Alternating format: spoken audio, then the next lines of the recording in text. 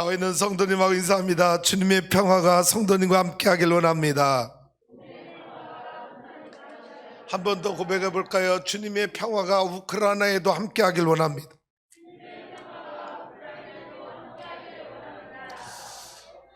우크라이나의 평화를 위해서 기도합시다.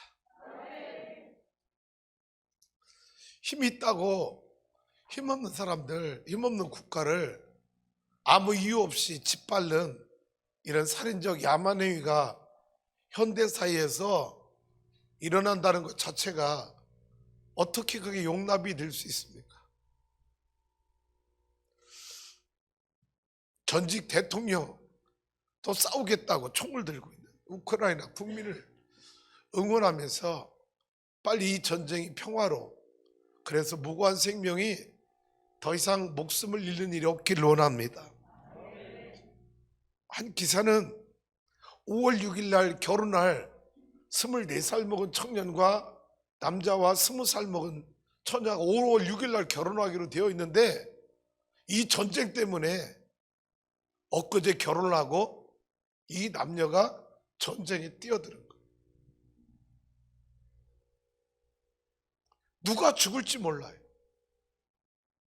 그래서 이들은 결혼을 미리 하고 전쟁에 참여했다고 하는 거예요. 성당에서 결혼식한 사진이 올라왔다. 지금 이 세계는 푸틴, 시진핑, 김정은, 어떻게 보면 공산주의 커뮤니스트의 리더들 3대 악의 축이 이 세계의 평화를 깨뜨리고 있는 이 현실 앞에서, 그것도 뭐예요?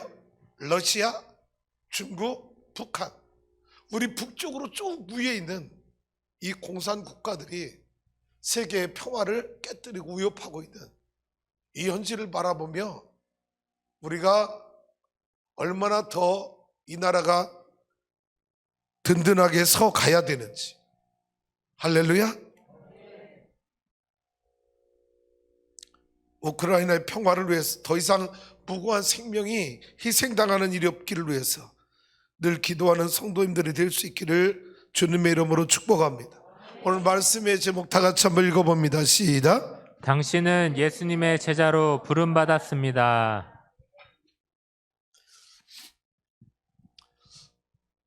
지난 목요일 날 신문 기사를 여러분에게 소개하며 말씀을 시작합니다. 한 직원의 실수로 2천만 원 손해가 난 사장님을 돕기 위해 다른 자영업자들이 도움의 손길을 뻗었다는 훈훈한 사연이 기사에 올라왔습니다. 24일 자영업자 온라인 커뮤니티에 아프니까 사장이다라고 하는 그 커뮤니티란에 각 티슈 주문 실수로 2천만 원어치 추가 주문했어요 라는 제목의 글이 올라왔습니다. 자신을 경기도에서 납품 대행업체를 운영하는 한 자영업자라고 소개한 작성자 A씨는 대형 트럭에, 사진 띄워주세요, 대형 트럭에 가득 실린 갑티슈 박스 사진을 올리고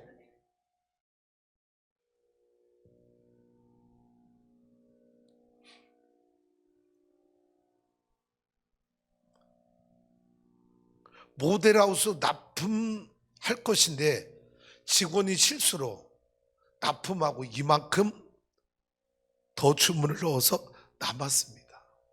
그러니까 저 뒤에 빈 공간이 있는 게 납품한 거예요. 나머지가 이 직원의 실수로 오더를 오버해가지고 이만큼 엄청난 대형 트럭에 각 티슈가 남은 것입니다. 2천만 원어치, 진짜 눈물 난다. 오래 보관할 곳도 없고 평생 써도 다 못 쓸 갑티슈들 정말 미치겠다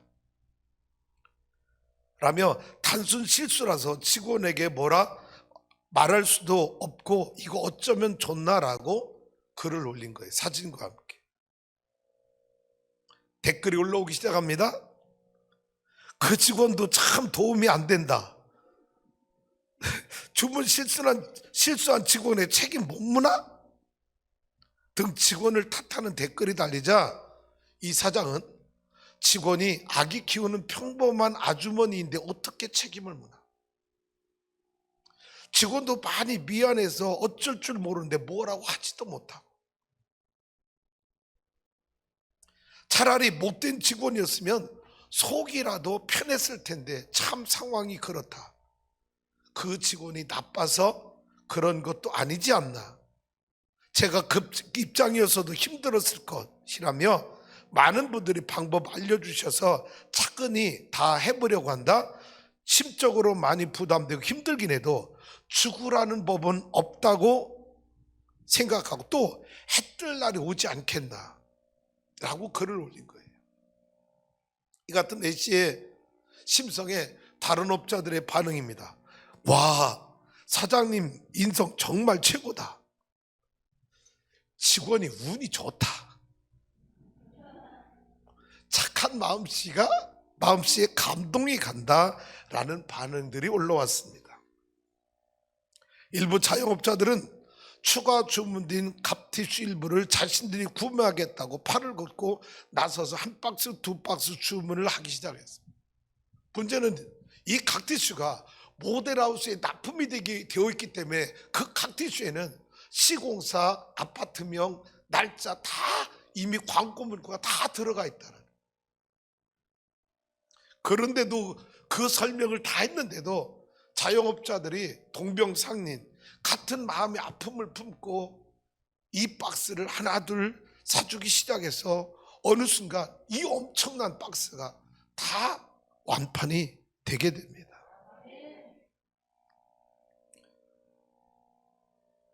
이 A씨는 갑자기 문자가 많이 와서 무슨 일인지 모르겠다.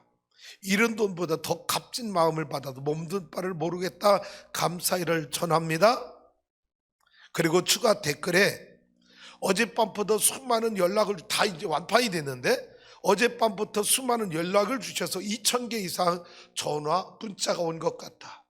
실시간으로 계속 연락이 쌓이고 있어 헛걸음 하실까 싶어 급히 글을 올린다.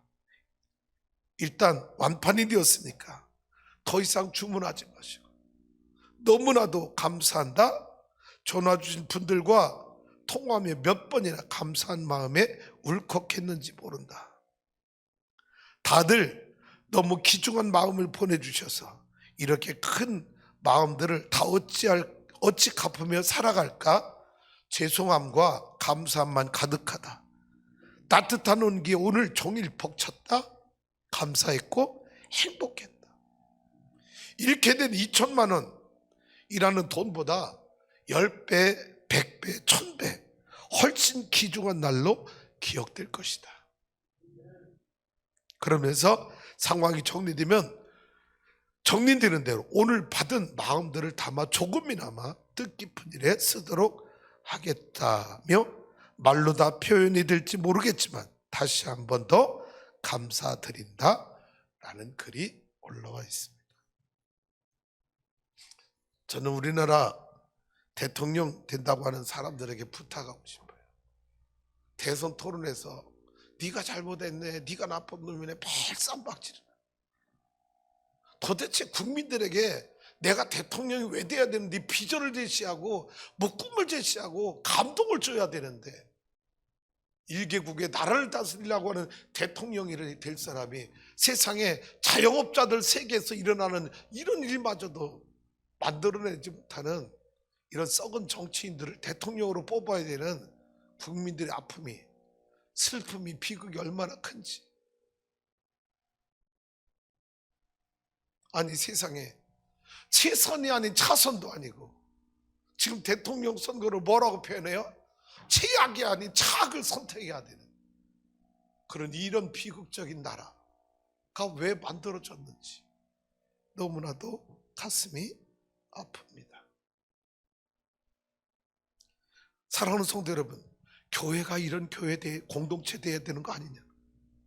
한 사람의 실수와 잘못을 질책하고 들춰내고 공격하는 게 아니라 모두가 감싸주고 덮어주고 다시 한번 기회를 주고, 여러분 그런 것이 교회 공동체가 돼야 되는 것 아니냐라는. 저는 지난주에 당신은 예수님의 제자로 부름받은 사람입니다라는 말씀을 함께 전하며 은혜를 나눴습니다. 예수님 주변에 여러 존재들이, 그룹들이 생겼다고 그랬죠. 방해꾼들, 구경꾼, 무리들, 숨은 무명의 제자들, 헌신적인 여제자들, 배신한 제자들, 택함 받아서 끝까지 쓰임 받은 제자들. 여러분은 어떤 제자가 되고 싶습니까? 아니, 지금 어떤 제자라고 생각하시나요? 예수님 3년 동안 공생에 하나님의 아들로서 이 땅에 오셔서 3년 동안 사역을 감당하며 3대 핵심 사역을 이루었는데 따라서 볼까요? 가르치시고, 전파하시고, 고치시고. 이 세 가지 사역을 오늘 우리 교회도 해야 된다. 그래야 우리 교회가 예수님을 섬기는, 예수님과 함께하는 교회가 되지. 여러분, 이 사역을, 예수님이 하신 사역을 우리가, 여러분 이 사역을 않는다면 교회는 교회가 되지 못한다고 하는. 이 사역을 하려면 결국 우리는 뭐 해야 되느냐? 나와 여러분 다 예수님의 제자가 돼야 이 사역을 하지, 제자가 되지 않고 이 사역을 할 수가 없다는 거예요. 우리 교회가 방송질 말씀 진행되는 거 따라서 지난주에 띄워주세요. 여러분, 우리 교회가 밥이나 먹고 예배나 드리고 친목 모임만 한다? 여러분, 세상 조직보다 조금은 윤리적 도덕적으로 나을지 모르지만 교회가 교회라고 말할 수 있겠네요. 그냥 친교나고 우리끼리 친해서 밥 한 끼 재밌게 먹고 여러분 기분 좋게 만나고 헤어지는 정도로 우리 공동체가 이것만 유지하고 나간다면 주님이 원하셨던 핏값으로 세운 그 교회가 교회라고 말할 수 있겠느냐?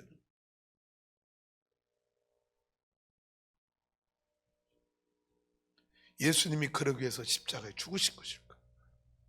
아니라는 거지.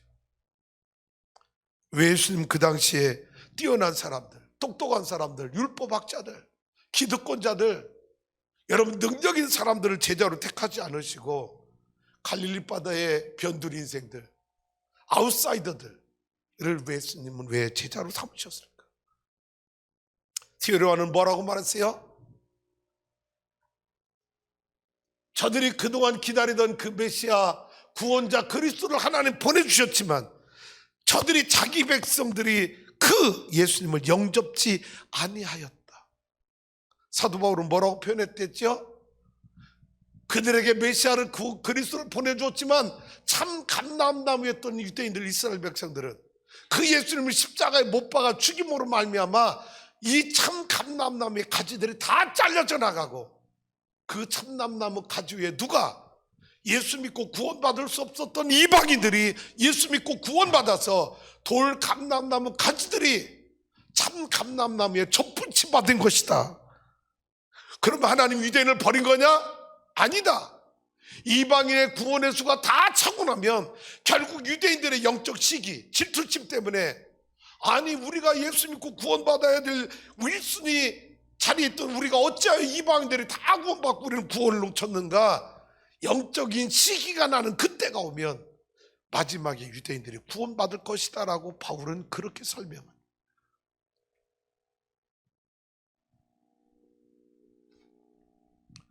제가 왜 기존 교회를 가지 않고 교회를 개척했는 이유를 여러분에게 설명해 드렸어요. 쉽게 말하고 싶습니다. 제자훈련을 하고 싶었어요. 감리교회들이 하지 않는 제자훈련을, 장로교에서 전유물처럼 여겼던 제자훈련을 나는 장로교 목사는 아니지만 나와 함께 신앙생활하는 성도들은 나도 예수님의 제자가 되고 저들도 예수님의 제자가 되어서 예수님을 기쁘시게 하는 예수님의 사역을 대신하는 그런 평신도 지도자를 만들어 놓는 꿈이 있었기 때문에 개척을 한 거예요. 그래서 지난 수년 동안 옥하는 목사님이 만든 제자훈련 교재 가지고 제자훈련을 열심히 했어요.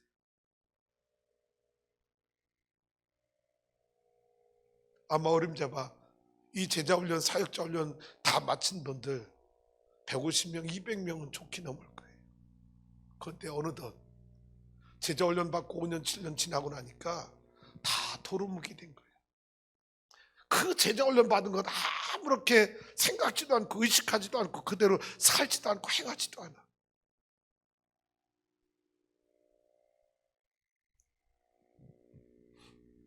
예수님이 12제자를 세우지 않고 혼자만 3년 동안 하나님의 복음 전하고 이적을 행하며 그러다가 부활하고 십자가에 죽으시고 부활하고 하늘나라로 승천하셨다면 예수님의 복음이 온 세계를 뒤덮는 이 기적의 역사가 나와 여러분이 그 복음을 지금 들을 수 있었을까? 예루살렘에 꽃피고 지고만 복음이 되고 말았을 거예요. 그래서 예수님은 제자를 택할 수밖에 없었고 그 제자들을 예수님처럼 사역할 수 있는 제자들을 만들어서 그 제자들이 주님이 없어도 주님처럼 사역하는 그 제자들을 주님은 세워놓고 하나님 나라로 승천하셨기 때문에 그 제자를 전 세계 다니며 복음을 전하여 오늘 그 복음이 나와 여러분의 마음속에도 그 복음이 들어오게 된 줄로 믿습니다.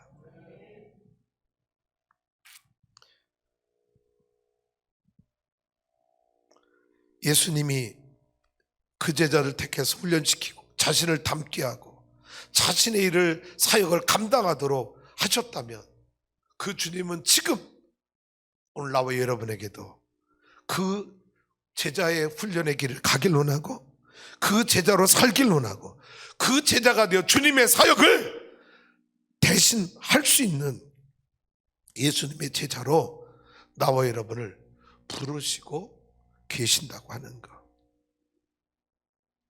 할렐루야. 지난주 물었죠? 저와 여러분은 예수님의 제자의 자격이 있을까요? 없을까요? 넘친다고 하는 거예요. 왜? 오늘 이 시대에 우리는 기득권 가진 사람들이 아니에요. 천안시장도 아니고 국회의원도 아니에요. 권력을 가진 자들도 아닙니다. 세상에 지위와 명예가 높은 자들이 아니에요. 어떻게 보면 오늘 우리는 이 시대에 중심에 들어가지 않은 아웃사이더들, 변방인들일 수도 있어요. 2000년 전에 예수님의 제자들처럼. 그러나 여러분, 우리를 피하는 이야기가 아닙니다.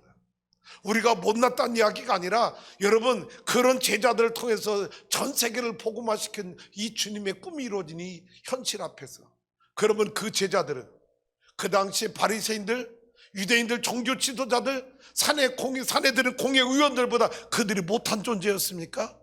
아니었다라는 거지.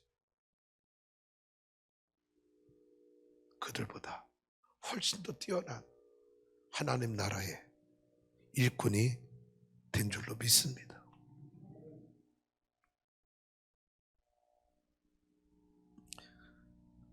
예수님의 제자로 부름받은 자들에게 필요한 결단이 있어요. 다 같이 읽어봐요. 시작. 제자로 부름받은 자들에게 필요한 결단은 무엇인가? 이 결단을 하지 않으면 우리는 그 제자의 길을 갈 수가 없어요. 첫 번째 결단입니다. 시작. 나를 따르라는 주님 말씀에 순종하는 결단이 필요하다. 나를 따르라. Follow me. Follow me. 나를 따라와. 나를 따르라는 주님의 이 콜링, 부르심에 여러분 순종하는 결단이 없으면 우리는 그 제자의 길을 갈 수가 없어요. 누가복음 5장 10절 11절 말씀 읽어볼까요? 시작. 세베대의 아들로서 시몬의 동업자인 야고보와 요한도 놀랐음이라. 예수께서 시몬에게 이르시되 무서워하지 말라. 이제 후로는 내가 사람을 취하리라 하시니. 그들이 배들을 축제되고 모든 것을 버려두고 예수를 따르니라. 10절로 다시 가볼게요. 잘 보세요. 자, 예수님이 누구를 부릅니까? 자, 세베대의 아들 시몬의 동업자 야고보와 요한. 시몬은 이미 베드로를 말하여 그리고 베드로의 친형제가 있어 안드레. 베드로를 예수님께 전도한 사람 안드레. 그러니까 베드로와 안드레가 형제고 야고보와 요한이 형제인데 이 네 명이 다 누구예요? 어부라는 거예요. 근데 여러분 잘 봐요. 베드로, 야고보, 요한, 안드레 여러분, 예수님의 12제자 가운데 가장 이 제자들 가운데도 핵심 제자로 쓰임받은 사람이 베드로, 야고보, 요한. 그런데 이들이 다 누구다? 갈릴바다 어부 출신들이었다. 학력이 높지라. 그들의 지위와 명예가 높지 않은 사람들. 그런데 하나님은 이들을 주님의 제자로 택해서 세상을 뒤집어 놓는 복음의 전사가 되게 하신 거예요. 오늘 뭐라고 말해요? 시몬에게 이르시되 무서워하지 말라. 이제부로는 내가 사람을 취하리라. 옛날 성경에는 뭐라고 되어 있는지 알죠? 이제부로는 내가 사람을 낚는 어부가 되리라. 근데 이 성경을 다시 여러분 바꾸면서 사람을 낚는다는 말이 어감이 나쁜 뜻으로 쓸 때 많잖아요. 저 사람 낚였어. 그래서 이 사람을 낚는 어부라는 이 표현이 좀 그런 오해 소지가 있어서 내가 사람을 취하리라. 사람을 취하리라. 그렇게 말씀하시자 여러분 주님이 콜링 부른 거예요. 베드로, 야고보, 안드레, 요한을 지금 갈릴리 바다에서 부르는 겁니다. 거기에 뭐라고 반응했어요? 어떤 결단에 11절 시작. 모든 것을 버려두고 예수를 따르니라. 할렐루야. 뭐를 버렸어요? 배를 버렸어요. 모든 것 버렸어요. 2000년 전에 이들에게 배는 생명이고 젖줄이고 가족을 부양하는 경제수단의 마지막 최후의 도구들이었습니다. 그런데 예수님의 그 콜링 부르심 앞에 이들은 결단합니다. 배를 다 버려두고 Follow me, 주님의 부르심 앞에 이들은 순종하며 주님을 따르는 제자가 된 것이지요. 예수님의 제자로 부름받은 자들이 필요한 첫 번째 결단은 나를 따르라는 주님의 말씀에 순종하는 결단이 필요했다라는 것입니다. 두 번째 결단입니다. 시작. 자기를 부인하고 자기 십자가를 지는 결단이 필요하다. 마태복음 16장 24절만 한번 읽어볼게요. 시작. 이에 예수께서 제자들에게 이르시되 누구든지 나를 따라오려거든 자기를 부인하고 자기 십자가를 지고 나를 따를 것이니라. 네, 이 앞에 말씀을 이해하시나요? 마태복음 16장 16절 예수님이 제자들에게 물어보잖아요. 얘들아, 그래 세상 사람들은 나를 뭐라고 하는 것 같으냐? 예레미야, 요한, 이사야 선지자 중에 한 사람으로 알고 있습니다. 그러니까 주님이 제자들에게 묻잖아요. 그러면 너희는 나를 누구로 아느냐? 베드로가 뭐라고 말해요? 주는 그리스도시요 살아계신 하나님의 아들이십니다. 주님이 베드로의 신앙 고백을 듣고 너무 기뻐서 뭐라고 말해요? 바요나 시몬아, 내가 복이 있도다. 이를 알게 한 것은 네 혈육이 아니라 하늘에 계신 아버지께서 알게 하신 것이라. 내가 이 반석에 내 교회를 세우리니 음부의 권세가 이기지 못하리라. 내가 너에게 천국 열쇠를 주노니 누구든지 땅에서 매면 하늘에서 맬 것이요 땅에서 풀리면 하늘에서 풀리리라. 여러분, 이 앞에 금방 베드로는 예수님의 사랑과 축복의 말씀을 들어요. 바요나 시몬아, 네가 복이 있도다. 그런데 21절, 아까 본문 읽었죠? 예수님이 이 제자들의 신앙 고백을 들어보니까 이제야 됐구나. 내 제자들이 내가 누구인지 알고 있구나. 그러면 십자가의 순환을 얘기해 줘야 되겠다. 처음으로 제자들에게. 그런데 말하더라, 내가 제사장들과 바리사인들에게 많은 고난과 환난을 받고 십자가에 죽어야 돼 라고 말합니다. 그러니까 베드로가 예수님 무슨 말씀이냐고, 당신이 죽으면 우리는 개털인데. 그잖아요. 배를 버렸잖아요. 모든 것 버렸잖아요. 그리고 주님의 제자가 되기로 결단하고 따라왔는데 당신이 죽는다니, 그럼 우리는 뭐가 되냐? 이해 갔죠? 베드로의 마음을. 여러분, 베드로한테 뭐라고 하지 마. 여러분은 더 했을 거야. 도끼 들고 덤볐을 거야. 주님 뭐라고 책망해요? 베드로야,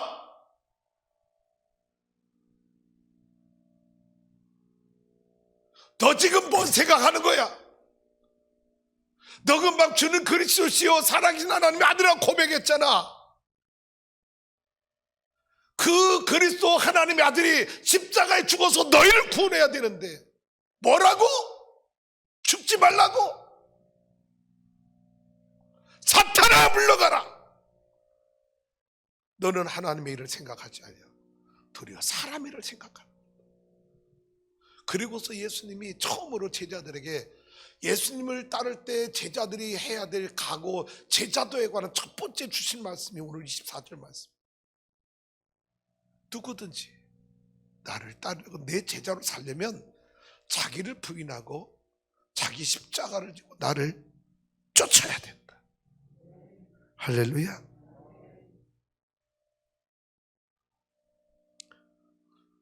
23절 21절 23절 띄워줄 수 있어서 한번 준비해 줘봐요. 잘 들어보세요 여러분. 자기를 부인하라는 말이 뭐예요? 내가 죽어야 되는 거예요. 내 혈기, 내 생각, 내 라이프 스타일, 나의 세상적 가치관 다 죽어져야 돼. 자기를 부인해야 돼. 나는 죽고 내 안에 예수가 살아계셔야 십자가 지고 주님을 따를 수 있는 거예요. 할렐루야. 그리고 자기 십자가, 하나님이 여러분 각자에게 준 사명의 십자가가 있어요. 그 십자가를 우리는 감당해야 돼. 21절 앞에 말씀 준비됐나 한번 읽어볼게요. 앞에 23절 시작. 돌이키시며 베드로에게 이르시되 사탄아 내 뒤로 물러가라. 너는 나를 넘어지게 하는 자로다. 내가 하나님의 일을 생각하지 아니하고 도리어 사람의 일을 생각하는도다. 여러분 하시고. 금방 바요나 시므나 복이 또다 칭찬 들었던 신앙 고백을 통해 칭찬 들었던 이 베드로에게 주님이 뭐라고요? 사탄아. 어떻게 금방 칭찬 들었던 베드로가 사탄이 된 거예요? 잘 보세요. 예수 잘 믿는다고 해도 우리도요 한순간 돌아서면 다 사탄이 돼요. 근데 사탄이 되는 이유를 예수님이 설명해 주세요. 뭐 때문에? 하나님의 일을 생각하지 아니하고 사람의 일을 생각하고 살면 다 우리는 매 순간 사탄이 될 수 있다.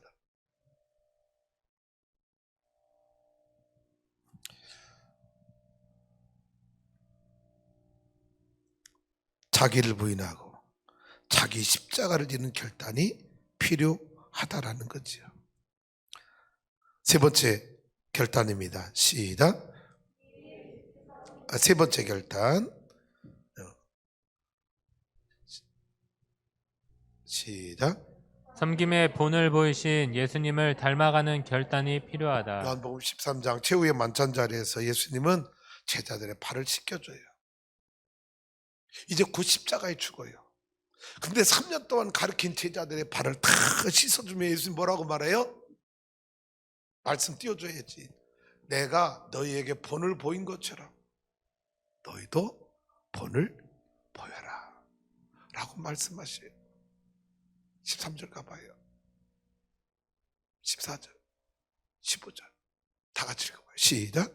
내가 너희에게 행한 것 같이 너희도 행하게 하려 하여 본을 보였노라. 당시에 여러분 스승과 제자는 하늘과 땅의 차이가 있어요. 오늘날은 스승들이 얼마나 불쌍한지 몰라. 학교 선생님들 얼마나 고생하는지 몰라. 우리 친구 목사님 사모님이 미술 선생님 있잖아요. 이제 5년 뭐 몇 년 있으면 학교를 다른 데로 옮겨야지 영원히 못 있잖아요. 근데 이 선생님 사모님 얘기 들어보면 학교 옮겨질 때마다 막 기도해야 된대. 왜? 남학생만 다니는 학교 안 가게 해달라. 여학생만 있는 학교 저 학교로 가게 보지 8년 받게 해달라고 기도한대. 왜 그러니까 남학생 학교는 왜 그러냐니까요. 설교 중에 이런 얘기 겁난다. 뭐라고 말한지 알아? 남학생들 미술 수업 들어가면 바지 내린대. 선생님 내 거 볼래요? 그런데 그리고 여름에 누구 일어나 그러면 안 일어난대. 왜? 바지 다 벗고 있어서. 지금 남학교 현실이. 예. 내가 선생님한테 그랬어. 선생님 항상 가방에다 가위 갖고 다녀. 바지 내리면 가위 꺼내서 벗어? 이거 하면 폭력으로 또 고발당한대. 여러분, 이게 지금 우리 학교 현실이야. 얼마나 무서운지 몰라. 응? 스승이 짓밟힌. 왜? 학생 인권 하니까 뭐가 사라진 거야? 스승의 인권, 스승의 교권이 땅에 다 짓밟힌. 인권이라는 게 여러분 위아래 돕는 인권이 어디 있습니까? 그 선생님 얘기 들으면요 끔찍해요. 끔찍해.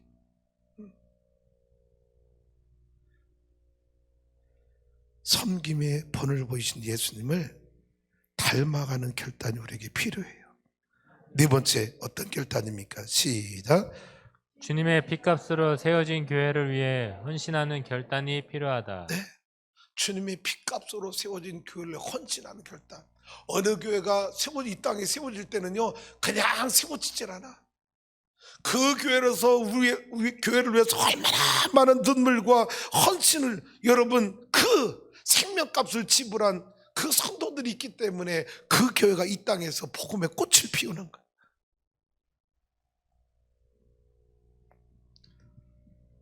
한번 28절만 읽어봐요. 시작. 여러분은 자기를 위하여 또는 온 양떼를 위하여 삼가라. 성령이 그들 가운데 여러분을 감독자로 삼고 하나님이 자기 피로 사신 교회를 보살피게 하셨느니라. 주님의 핏값으로 세워진 교회가 건강하게 부흥하는 일에 헌신하는 제자로 결단해야 된다. 사도 바울은 말하잖아요. 뭐라고? 내 몸에 예수 그리스도의 흔적을 가져. 뭐냐? 여러분이 우리 추수한교에서 신앙생활하다 천국 가잖아요. 그러면 여러분의 신앙의 발자취가 남게 돼 있어. 흔적이 남게 돼 있어.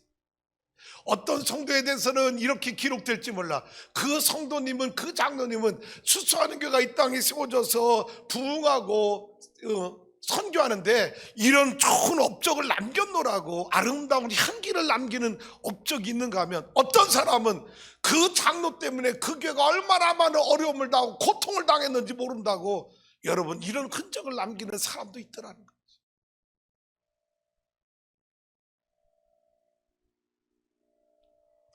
부탁합니다. 아름다운 향기를 남기고 천국 가는 주님의 제자가 되기를 주님의 이름으로 축복합니다. 다섯 번째 결단입니다. 마지막 결단 다 같이 읽어볼까요? 시작. 나부터 제자 되고 또 다른 제자를 세우겠다는 결단이 필요하다. 마태복음 28장 19절 말씀 다 같이 읽어봅니다. 시작. 그러므로 너희는 가서 모든 민족을 제자로 삼아 아버지와 아들과 성령의 이름으로 세례를 베풀고. 네. 자, 옥하는 목사님이 제자훈련 교재를 만들면서 이런 얘기를 했어요. 한국 교회는 이 말씀을 오해하고 있었다. 어떻게 오해하고 있었느냐? 나가서 복음 전해서 영혼 전도하면 되는 거로, 한국 교회는 전도만 하면 되는 거로 착각했다. 근데 예수님의 말씀은 나가서 전도해서 영혼 구원해라, 해봐라라고 끝난 게 아니라, 그거는 당연한 거고, 그렇게 해서 전도돼서 영혼 구원된 사람들을 교회는 끊임없이 그들을 뭐 만들어라? 예수님의 제자가 되도록 만들어라. 근데 이 제자 만들라는 이 말씀을 한국교회는 전도해서 영혼 구원해라 이거로만 알아들었다는 거예요. 이게 한국교회의 착각이었다라. 그래서 제자훈련을, 교재를 만들고 제자훈련을, 목회를 할 수밖에 없었던 이유는 이 말씀 때문에. 제자 삼으라, 제자 삼으라, 제자 삼으라 그랬지 어디 전도하고 그거로 끝나라고 했느냐. 제가 늘 이 말씀을 여러분에게 전할 때마다 늘 신학자 한 사람을 소개했죠. 독일의 저항 신학자였던 보네퍼라고 하는 신학자는 이 말씀을 뭐라고 추석했다? 이렇게 추석했던, 베드로야, 예수님이 너를 예수님 닮은 제자로 만들었지? 그러면 너도 너를 닮은 제자, 똑같은 제자 만들어 놔. 이게 보네퍼의 주석이었다. 다시 말합니다. 고병우야, 너가 예수님 닮은 제자가 되었어? 그러면 너하고 똑같은 닮은 제자 만들어 놔. 이 말씀이라는 거예요.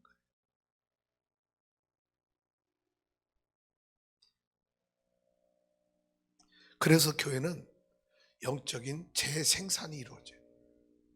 뭐예요? 우리 부모님이 나를 낳아주셨죠. 재생산. 후손에 대한 여러분 재생산이. 나는 내 자식 대광이 되기를 또 낳자. 육적인 재생산이 계속 일어나.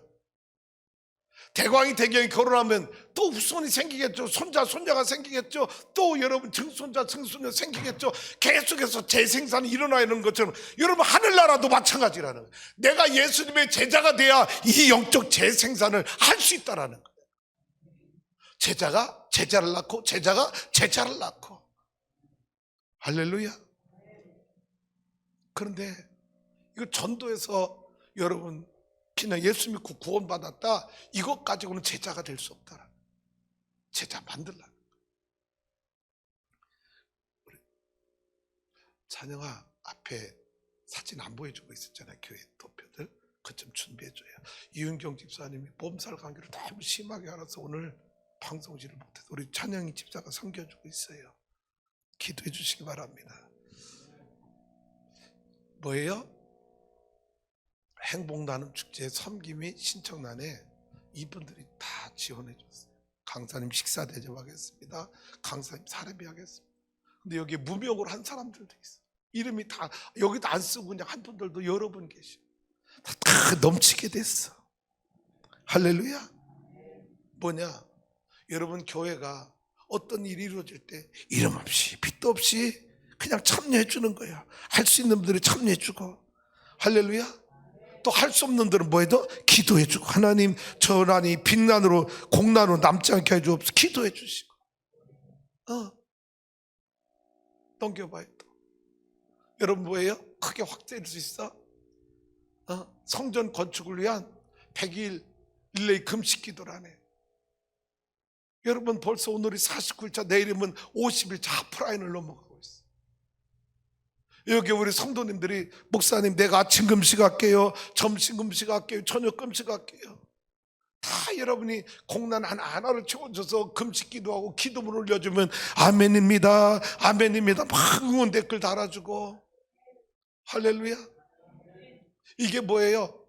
예수님의 제자가 되는 과정을 하나하나 지금 우리가 밟아가고 있다.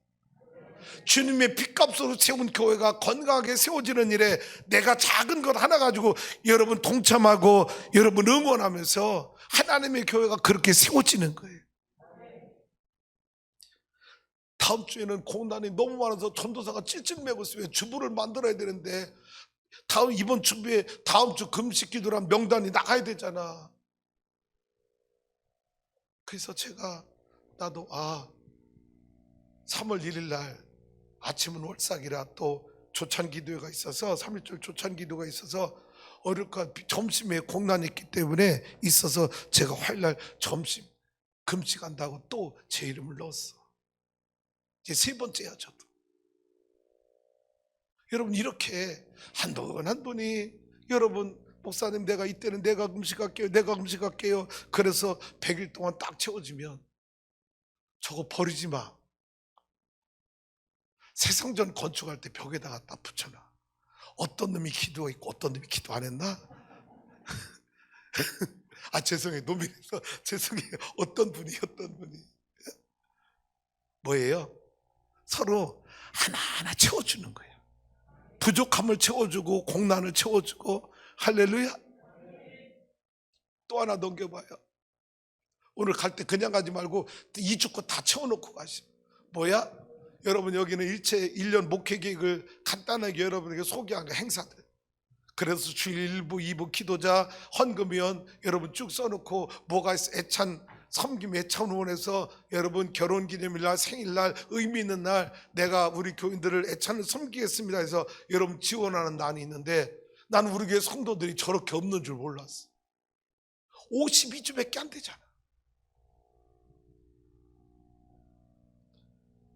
내가 먼저 생각해보세요. 내가 기념할 날이 뭐가 있나 가만히 생각해보면 내 생일날 있더라고. 4월 5일날. 그래서 썼어. 그리고 또 기념할 날이 언제 있을까 생각해보니까 올해가 결혼 30주년이야. 의미 있는 날이더라고. 그래서 결혼기념일날 또 썼어. 10월 첫째 주. 가만히 생각해보면 내 안에도 생일이 있을 것 같더라고. 그래서 아내 동의 구하지 않고 내가 썼어. 오동순 생일해 가지고 9월 20일 날 썼어. 음력이야. 노트다 적어놔. 사모님 생일도 기억하고 있어야지. 그리고 가만히 보니까 큰아들도 태어난 날이 있더라고. 7월 21일 양력으로. 그래서 고대광 생일 또 썼어. 그러니까 막내가 또 있더라고. 11월 15일 고대경. 여러분 그 11월 셋째 주에 고대경 생일 또 썼어. 여러분 담임 목사 52주 가운데 여러분 5주를 기념하려고 써놨어. 나머지는 여러분이 채워봐. 안 채우면 내가 다 채울게. 뭐예요? 애찬 섬김이, 릴레이 금식기도, 여러분 또 하나하나 서로가 성도들이 뭐예요? 아까 2천만 원어치 각티슈 잘못 주문한 거 17만 모르는 소상공인들이 자영업자들이 야, 저 사장 인성 너무 좋다. 아우 내가 저런 거 도와줘야지. 한 박스 한 박스 사가다 보니까 다 사갔잖아. 교회가 그런 곳이라는 거지. 할렐루야. 교회가 그런 곳이야. 무관심한 게 아니라 생명이 생명으로 연결된 생명 공동체인 교회. 생명이 연결돼서 서로를 금식하며 릴레이 해주는 거야. 릴레이 해주는 거야. 할렐루야. 너무 감사해요. 많은 분들이 이런 일에 동참해 주셔서. 그리고 나 우리 성도들 부탁해. 단톡방에서 제발 나가지 마.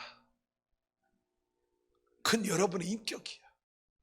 시험 나가지 마 이런 얘기 한다고 나 이제 다시는 이런 얘기 안 할 거야. 그리고 부탁해. 나간 분들 절대 초대하지 마. 나갔잖아. 기분 나빠서. 초대하지 마. 하지 마. 이런 습관을 버려야 돼. 끊어버려야 돼. 어? 누구 비난하고 이게 아니야. 그건 내 인격이야. 할렐루야. 절대. 우리 공동체에 내가 속해 있잖아. 왜 나가? 그리고 설령 마음에 상처가 나갔어? 그럼 초대하지 마. 왜? 그분이 다시 들어올 마음이 생길 때 기다려줘. 기도하면서. 그거 상해서 나갔는데 금방 초대한다고 그분 기분이 풀려지는 거야? 아니거든. 그것도. 나갔으면 기다려줘. 기도해줘. 왜 나갔을까?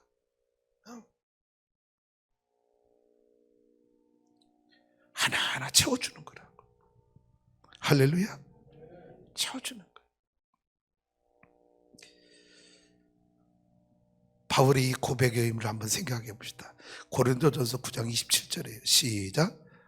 내가 내 몸을 쳐 복종하게 함은 내가 남에게 전파한 후에 자신이 도리어 버림을 당할까 두려워함이로다. 다시 한번 아까 말씀 전할게요. 왜 그러냐? 아니 우리 교회 단톡방에 몇 명 되지도 않아. 그런데 들락날락하잖아. 우리 공동체가 싸구려 공동체. 그 싸구려 공동체를 만들지 말라. 그래서 나갔으면 초대하지 마. 왜? 더 싸구려 돼. 제발 우리 공동체를 우리 스스로가 존귀함을 가져줘야지. 할렐루야. 그래서 그러는 거야. 왜 스스로가 우리 추수하는 게 공동체를 싸구려 공동체로 만드냐고. 여러분은 잘 몰라. 우리 구영골 목사 어제 뭐라고 말했어? 추수하는 게 성도 여러분, 여러분이 알고 있는 추수하는 교회보다 밖에서는 더 유명한 교회. 여러분이 알고 있는 고병호 담임 목사보다 밖에서 고병호 목사가 더 유명하다고 그러더라고. 자화자찬한 건가? 여러분만 몰라. 아니 죄송해요. 그게 아니라 뭐냐, 내가 이 얘기 다시 하고 싶은 거야. 우리 공동체의 가치를 우리 스스로가 높여가자는 거야.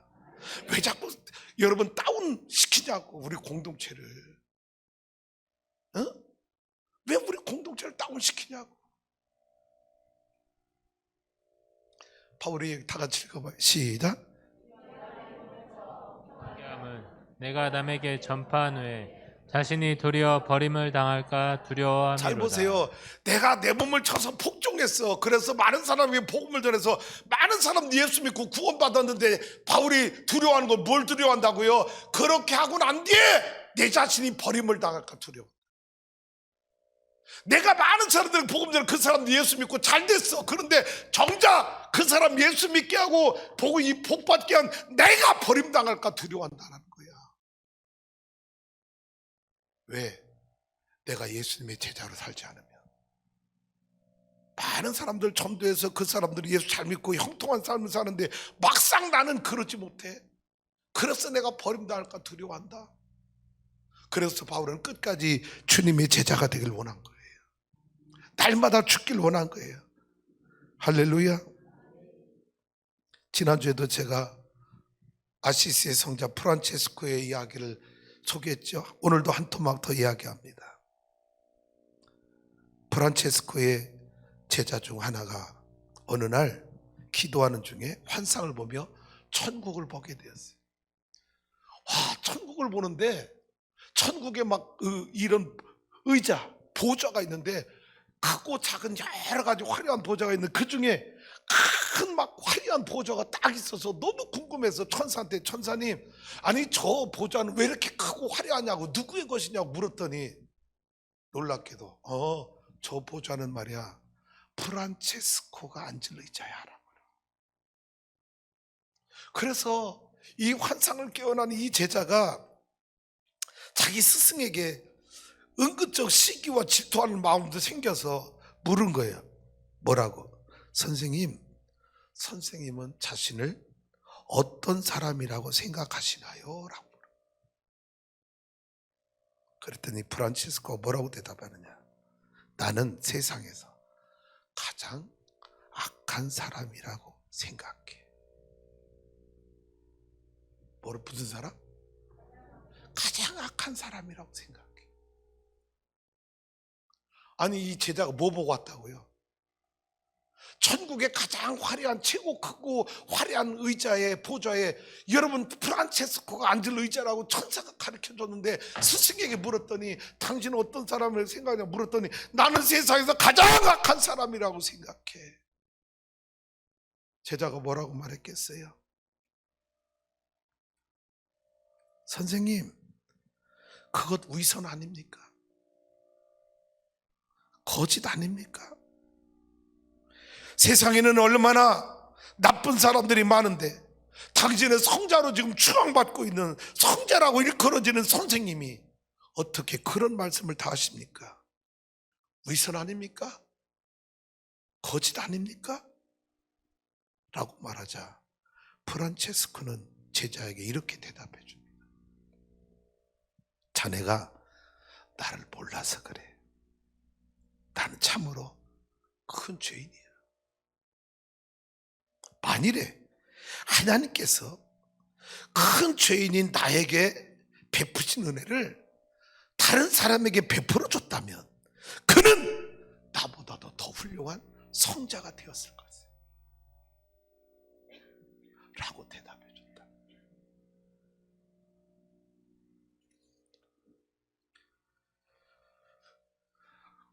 사랑하는 성도 여러분,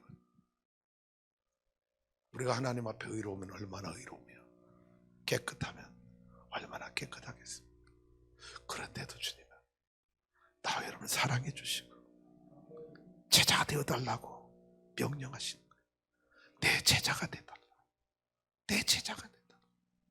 할렐루야. 그 주님이 제자로 부르신 나와 여러분이 주님 팔로우 미, 나를 콜 미 불러주실 때 주님 내가 모든 거 버려두고 주님 제자로 살겠습니다. 그 말을 오해하지 마세요. 목사님 나보고 직장 때려치라는 거, 사업 때려치라는 거 아니야. 직장에서 제자가 되고 사업장에서 제자가 되고 캠퍼스에서 제자가 되고 할렐루야 가정에서 제자가 되고 제발 부부싸움 하지 말고 자식들 시집장 가보는데 돈 미쳐놓은 것 때문에 부부싸움 하지 말고 끝까지 이번에 우리 고용골 목사님 역사를 주관하신 하나님 설교할 때 뭐라고 말했어요? 신관이 바뀌었다니 이스라엘 백성들 남유다 북이스라엘로 바뀌어지면서 북이스라엘은 신관이 골드로 바뀌었고 남유다는 가시였는데 북이스라엘은 골드로 바뀌었대잖아.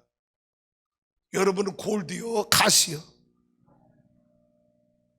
교회에서는 골드라고 말해놓고, 아니 교회에서는 가시라고 말해놓고 세상에 왜 맨날 골드만 찾으려고 그래? 교회에서 가시면 하나님은 세상에 나가서도 하나님이었지. 왜 교회에서는 신관이고 밖에서는 물질관이냐고, 골드냐고. 질문 읽어봐요. 시작. 예수님 곁에 어떤 사람으로 남기를 원하는가? 방해꾼, 잠깐만, 방해꾼, 구경꾼, 무리들, 배반한 제자들이 아니라 분명히 제자들, 헌신적인 여제자들, 끝까지 십자가에 죽으며 순교당하면서까지 복음 전한 택함 받은 제자들, 그 그룹에 저와 여러분이 들어가길 원합니다. 두 번째 질문 시작. 내가 섬기는 우리 교회를 위해 나는 어떤 흔적을 남길 수 있는가? 아까 말했죠? 내가 지나가고 나면 내 지나간 뒤에 발자취가 남아. 그게 내 신앙의 흔적이에요. 여러분 어떤 흔적 남기게? 지저분한 흔적 남기지. 할렐루야. 좋은 흔적, 향기나는 흔적 남겨서 우리 믿음의 다음 세대들이 우리 추수하는 교회, 그분 때문에 우리 교회가 이렇게 됐나, 그분의 섬김 때문에 우리가 이런 복을 누리게 되었나라고 아름다운 흔적을 남기고 하나님 나라 가길 원합니다. 결단과 적용입니다. 시작. 죄인을 주님의 제자로 불러주신 주님 감사합니다. 주님의 피값으로 세워진 추수하는 교회, 부흥을 위한 한 알의 밀알이 되기를 다짐합니다. 주님 도와주세요.